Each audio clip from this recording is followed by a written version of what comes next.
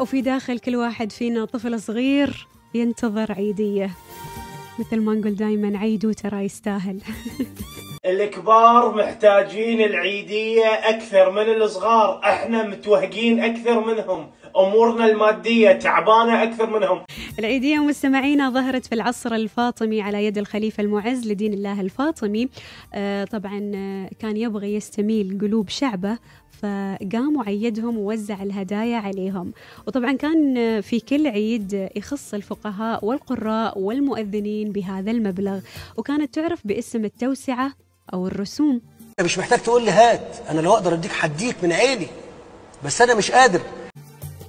أما في عصر المماليك مستمعينا عرفت العيدية باسم الجامكية، وتعني الثوب أو الملابس، وكانت عبارة عن مبلغ مخصص للأمراء وكبار الدولة وأيضا للموظفين، يتم إعطائهم هذا المبلغ أساس يشتروا به الجامكية اللي هي ثوب العيد أو الملابس. وفي يوم العيد أيضا بعد صلاة العيد كان يتم توزيع الدنانير والكعك على كل الحضور اللي حضروا لصلاة العيد.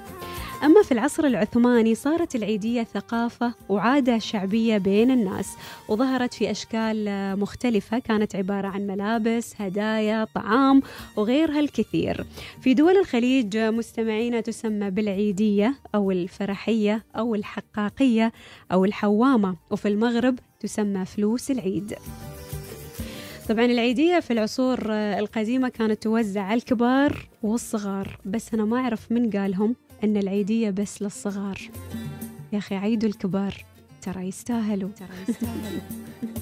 لا حد يجيني يقول لي ترى كبرت على العيد، عادي استقبل عشرات، خمسات، خمسينات، 500. اوه 500 حلوه، 500 ما في شيء.